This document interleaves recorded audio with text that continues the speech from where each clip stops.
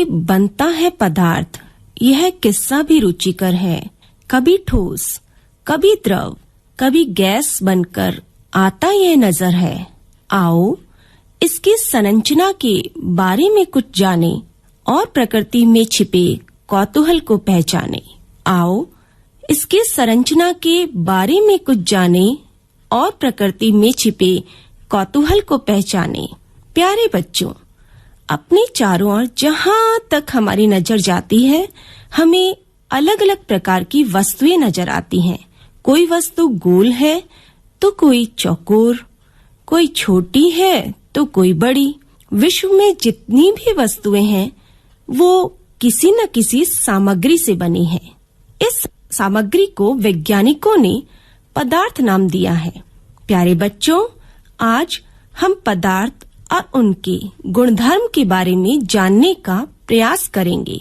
प्यारे बच्चों, जिस हवा में हम सांस लेते हैं, जो भोजन हम खाते हैं, पत्थर, बादल, तारे, पौधे, पशु, पानी की बूंद, रेत का कण, जो कुछ भी नजर आ रहा है हमें, ये सब पदार्थ ही तो हैं।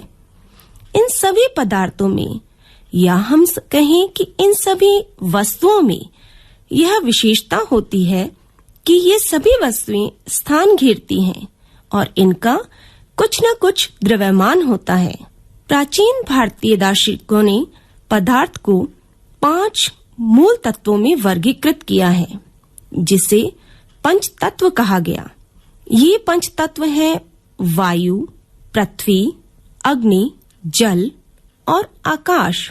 उनके अनुसार चाहे सजीव हो या निर्जीव, प्रत्येक वस्तु इन्हीं पंच तत्वों से मिलकर बनी है। आधुनिक वैज्ञानिकों ने पदार्थ को भौतिक गुणधर्म और रासायनिक प्रकृति के आधार पर 2 प्रकार में वर्गीकृत किया है। प्यारे बच्चों, सबसे पहले तो हम ये जानेंगे कि पदार्थ है क्या। ये प्रश्न हमारे मन मस्तिष्क में बार बार उमड़ता है। पदार्थ की प्रकृति के बारे में बहुत सी विचारधाराएं प्रचलित थी। किसी ने पदार्थ को लकड़ी के टुकड़े की तरह सतत माना, तो किसी ने रेत के कणों की तरह कणीय। प्यारे बच्चों, पदार्थ की प्रकृति जानने हेतु हम एक छोटा सा प्रयोग करेंगे। हम एक कांच के गिलास में आधा जल भरेंगे। गिलास में पानी की सतह पर निशान लगा लेंगे। अब एक चम्मच लेंगे और चम्मच में शक्कर भरकर उसे इस गिलास में डालेंगे।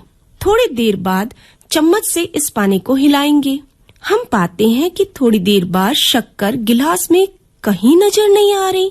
अब हम पानी के स्तर को देखेंगे तो वो स्तर तो वहीं का वहीं है। अरे वाह बच्चों, ये तो जादू हो गया ना। शक्कर तो गिलास में गायब ही हो गई, पर ये गई कहाँ? ऐसे कई प्रश्न हमारे मन में तो उमड़ते ही होंगे। तो बच्चों, इन प्रश्नों का उत्तर है प्रत्येक पदार्थ छोटे छोटे कणों से मिलकर बना होता है, जिससे वैज्ञानिकों ने अणु नाम दिया है।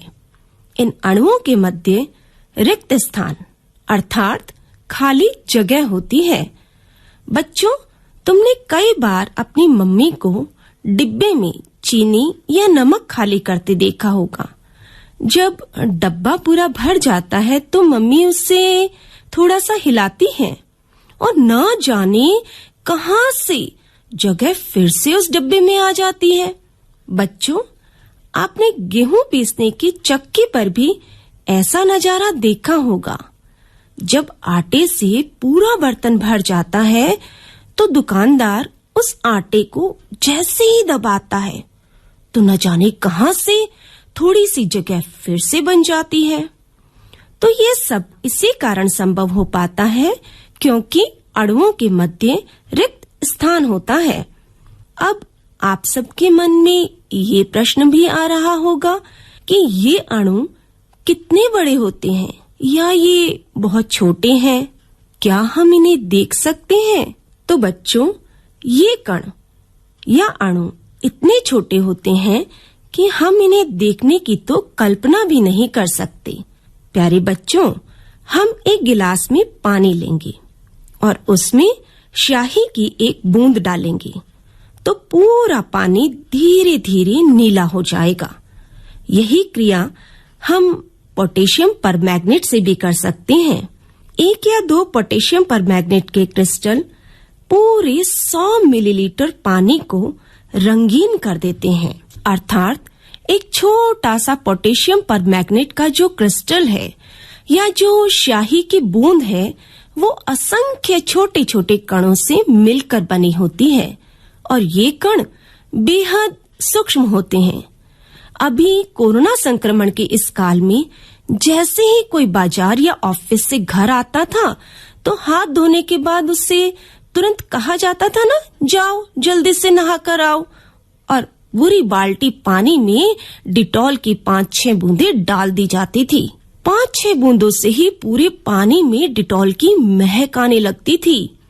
स्पष्ट है, दिखने में छोटी सी दिखने वाली डिटॉल की ये 5-6 बूंदें न जाने अपने अंदर कितने छोटे छोटे कणों को समेटे हुए हैं।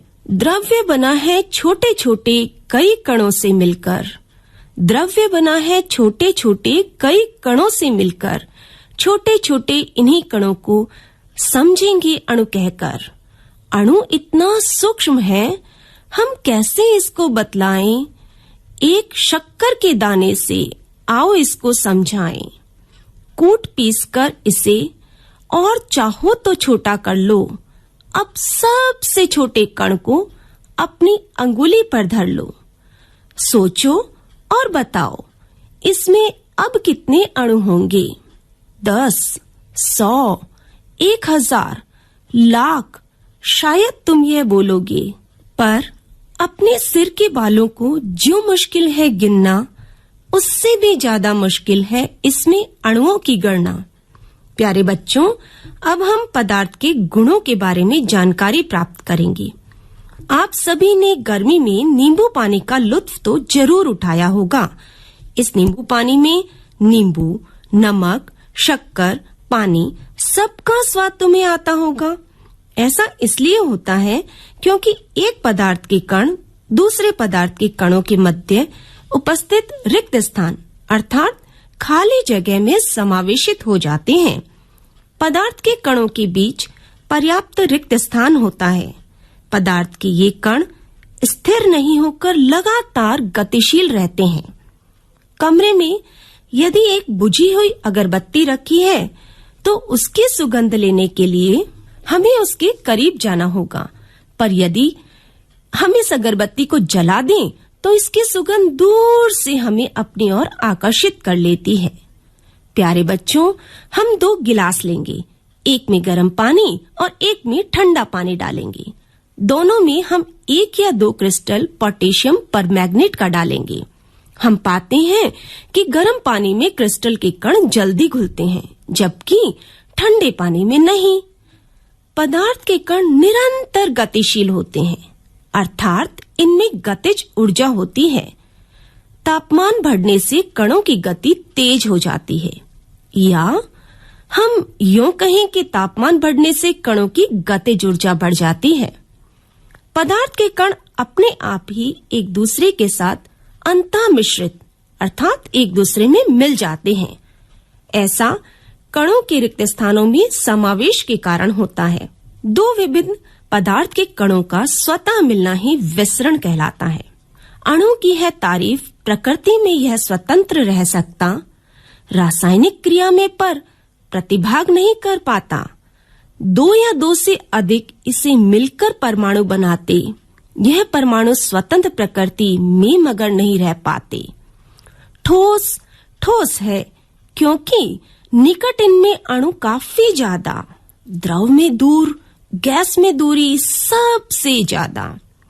बीच बीच 2 अणुओं के जो आकर्षण बल बसे, बीच बीच 2 अणुओं के जो आकर्षण बल बसे, अंतर आणविक आकर्षण बल कहते हैं हम उसे। प्यारे बच्चों, आपने रस्साकसी का खेल तो जरूर खेला होगा। इसमें एक दूसरे को पकड़ते हुए हम रस्से को खींचते हैं। इसी तरह का एक खेल जंजीर भी तुमने जरूर खेला होगा, जिसमें एक श्रृंखला या चेन बनाकर हम दौड़ते हैं। ऐसे ही कुछ अणुओं की श्रृंखला या चेन प्रत्येक पदार्थ में पाई जाती है। यदि हम एक लोहे की कील, एक चौक का टुकड़ा लेकर दोनों को सामान्य हथौड़े के हल्के से प्रहार से तोड़ना चाहें, तो लोहे की कील में तो यह मुश्किल होता है, लेकिन चौक के टुकड़ों में यह कार्य आसानी से हो जाता है। कारण स्पष्ट है, लोहे के कणों के मध्य आकर्षण बल अधिक है, जबकि चौक के टुकड़ों के मध्य आकर्षण बल बेहद कम है। यदि हम एक थाली में जल लेकर उसकी सतह को अंगुली से काटने का प्रयास करते हैं, तो एक पल के लिए तो हमें ऐसा लगता है मानो जल तो कट गया, पर फिर वह पहले जैसा ही हो जाता है। तुमने स्विमिंग पूल में गोताखोर को तो देखा ही होगा। गोताखोर भी पानी को इसीलिए काट पाता है क्योंकि द्रव के अणुओं के मध्य का आकर्षण बल थोड़ा कम होता है। पदार्थ 3 प्रकार के होते हैं: ठोस, द्रव और गैस। पदार्थ की ये अवस्थाएं उसके कणों की विभिन्न विशेषताओं के कारण होती हैं। प्यारे बच्चों, हम एक पेन, किताब, सुई, लकड़ी की छड़ लेकर उसके चारों ओर पेंसिल से रेखा चित्र बनाते हैं, तो इन पदार्थों का एक निश्चित आकार और सीमाएं नजर आती हैं। इन सभी का निश्चित आकार, स्पष्ट सीमाएं तथा स्थिर आयतन यानी नगण्य संपीड़ितता होती है। इन वस्तुओं पर बाह्य बल अर्थात हल्का सा दबाव रखने पर भी ये वस्तुएं अपना आकार बनाए रखती हैं, और अधिक बल लगाने पर ये ठोस टूट सकती हैं, पर इनका आकार नहीं बदलता। ये सभी ठोस वस्तुएं हैं। रबड़ बैंड भी ठोस है क्योंकि बाह्य बल लगाए जाने पर रबड़ बैंड का आकार बदलता है और बल हटा लेने पर ये पुनः अपने मूल आकार में आ जाता है। अत्यधिक बल लगाने पर यह टूट जाता है। ऐसे ही शक्कर या नमक भी ठोस है। चाहे हम इसे हाथ में लें, चाहे किसी प्लेट में या जार में रखें, इनके क्रिस्टलों के आकार नहीं बदलते हैं। स्पंज का टुकड़ा भी एक ठोस है, लेकिन स्पंज में बहुत छोटे छोटे छिद्र होते हैं जिनमें वायु का समावेश होता है। जब हम इसे दबाते हैं तो वायु बाहर निकलती है, जिससे इसका संपीड़न संभव होता है। जल, खाने का तेल, दूध, जूस, ये सभी द्रव ही तो है। द्रव का आकार निश्चित नहीं होता। दूध को हम कटोरी में डालें तो कटोरी का आकार, यदि गिलास में डालें तो गिलास का आकार ले लेगा, और यद्यपि इसका आयतन निश्चित होता है, द्रव को जिस बर्तन में डाला जाए यह उसी का आकार ले लेता है। द्रवों में बहाव अर्थात बहने का गुण होता है। इनका आकार भी बदलता रहता है, इसीलिए ये दृढ़ नहीं होते, ये तरल होते हैं। वातावरण की गैसें विसरित होकर जल में घुल जाती हैं। ये गैसें विशेषतः ऑक्सीजन और कार्बन डाइऑक्साइड जलीय जंतु और पौधों के लिए बेहद अनिवार्य होती हैं। प्यारे बच्चों, सभी जीवधारी अपने जीवन निर्वाह के लिए श्वास लेते हैं।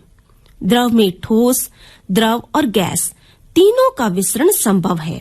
ठोस की अपेक्षा द्रवों में विसरण की दर अधिक होती है। ऐसा इसलिए है क्योंकि द्रव अवस्था में पदार्थ के कण स्वतंत्र रूप से गति करते हैं, और ठोस की अपेक्षा द्रव के कणों में रिक्त स्थान भी बेहद अधिक होता है। प्यारे बच्चों, आप सबने गुब्बारे वाले को तो जरूर देखा होगा। वह गैस के एक ही सिलेंडर से बहुत सारे गुब्बारों में हवा भरता है। हम एक छोटा सा प्रयोग करेंगे। हम 100 मिलीलीटर की 3 सिरिंज लेंगे और उनके सिरे अर्थात उनके मुख को रबड़ के कॉर्क से बंद कर देंगे। सभी सिरिंज के पिस्टन को हटा देंगे। पहली सिरिंज में हवा ही रहने देंगे, दूसरी में जल और तीसरी में चौक के छोटे छोटे टुकड़े भर देंगे। पिस्टन को वापस सिरिंज में लगाकर संपीड़ित करने की कोशिश करेंगे तो हम पाते हैं पहली सिरिंज जिसमें हवा भरी थी काफी संपीड़ित की जा सकती है, जबकि अन्य दोनों इतना नहीं। ठोस और द्रव की तुलना में गैसों की संपीड़ितता काफी अधिक होती है। हमारे घरों में खाना बनाने में उपयोग में ली जाने वाली LPG अर्थात लिक्विड पेट्रोलियम गैस या अस्पतालों में दिए जाने वाले ऑक्सीजन सिलेंडर में संपीड़ित गैस होती है। आजकल वाहनों में ईंधन के रूप में संपीड़ित प्राकृतिक गैस CNG का भी प्रयोग होता है। संपीड़ितता काफी अधिक होने के कारण गैस के अत्यधिक आयतन को एक कम आयतन वाले सिलेंडर में संपीड़ित किया जा सकता है और आसानी से एक स्थान से दूसरे स्थान तक भेजा जा सकता है। जब रसोई में माँ हलवा बना रही होती है तो उसकी खुशबू हमें बिना रसोई में गए ही आ जाती है। खाने की गंध के कण वायु में मिल जाते हैं और रसोई से फैलकर हम तक पहुँच भी जाते हैं। गर्म खाने की महक हमारे पास कुछ ही क्षणों में पहुँच जाती है। कणों की तेज गति और अत्यधिक रिक्त स्थानों के कारण गैसों का अन्य गैसों में विसरण बहुत तेजी से होता है। गैसीय अवस्था में कणों की गति अनियमित और अत्यधिक तीव्र होती है। इस अनियमित गति के कारण ये कण आपस में या बर्तन की दीवारों से टकराते हैं। बर्तन की दीवार पर गैस कणों द्वारा प्रति इकाई क्षेत्र पर लगे बल के कारण गैस का दबाव बनता है। जानते हो बच्चों, पदार्थ अपनी अवस्था भी बदल सकते हैं, जैसे ठोस से द्रव और द्रव से गैस। हम एक 150 ग्राम बर्फ का टुकड़ा लेकर उसे बीकर में रखेंगे। बीकर में एक थर्मामीटर भी रखेंगे। अब बीकर को धीमी आंच से गर्म करेंगे। जब बर्फ पिघलने लगी तो तापमान नोट करेंगे। थोड़ी देर बाद बर्फ अर्थात ठोस द्रव अर्थात पानी में बदल गया। अब हम पुनः तापमान को नोट करेंगे। अब इस पानी को गर्म करते रहेंगे तो ये पानी धीरे धीरे द्रव अवस्था से गैस और जल अवस्था में बदलने लगता है। प्यारे बच्चों, ये तो जादू हुआ ना। ठोस बदला द्रव में और द्रव बदला गैस में। ठोस के तापमान को बढ़ाने पर उसके अणुओं की गतिज ऊर्जा भी बढ़ जाती है। गतिज ऊर्जा में वृद्धि होने के कारण वे तेजी से कंपन करने लगते हैं, एक दूसरे से टकराने लगते हैं। ऊष्मा के द्वारा प्रदत्त की गई ऊर्जा कणों के बीच के आकर्षण बल को पार कर लेती है। इस कारण कण अपने नियत स्थान को छोड़कर अधिक स्वतंत्र होकर गति करने लगते हैं और एक अवस्था ऐसी आती है जब ठोस पिघलकर द्रव में बदल जाता है। प्यारे बच्चों, अब वैज्ञानिक पदार्थ की 5 अवस्थाओं पर चर्चा कर रहे हैं। बॉस-आइंस्टाइन कंडेंसेट, ठोस, द्रव, गैस और प्लाज्मा। प्लाज्मा अवस्था में कण अत्यधिक ऊर्जा वाले और अत्यधिक उत्तेजित होते हैं। ये कण आयनीकृत गैस के रूप में होते हैं। फ्लोरेसेंट ट्यूब और नियॉन बल्ब में भी प्लाज्मा होता है। सन 2001 में अमेरिका के एरिक ए कॉर्नेल, डल्फगैंग कैटरले और कार्ल ई वेमे को बॉस-आइंस्टाइन कंडेंसेशन की अवस्था के लिए भौतिकी में नोबेल पुरस्कार से सम्मानित किया गया। सामान्य वायु के घनत्व के 1,00,000वें भाग जितने कम घनत्व वाली गैस को बहुत ही कम तापमान पर ठंडा करने से BEC तैयार होता है। तो प्यारे बच्चों, आज हमने पदार्थ, उनके गुण, उनकी अवस्थाओं के बारे में जानकारी प्राप्त की। आशा है ये जानकारी आपके लिए बेहद लाभप्रद होगी। तो मजा आ गया ना हमारे कक्षा 9 के विद्यार्थियों को भी, क्योंकि आज उन्होंने पढ़ लिया विज्ञान का पाठ 1 हमारे आसपास के पदार्थ, और जिसे प्रस्तुत किया था अध्यापिका सुनीता गुलाटी ने और समीक्षा की थी नीलम पारीक ने। ये हमारा आज का शिक्षा वाणी कार्यक्रम था। इसी तरीके से हम आपके लिए लेकर आएंगे मजेदार कहानियाँ, मनोरंजक पाठ और अनुभवी शिक्षकों के साथ। तो फिर इसी समय मुलाकात होगी आपके अपने कार्यक्रम शिक्षावाणी में। तो आज के शिक्षावाणी कार्यक्रम को समाप्त करने के लिए हमारे प्यारे प्यारे बच्चों दीजिए इजाजत और साथ ही स्वीकार करें अपनी भारती दीदी का जय हिंद।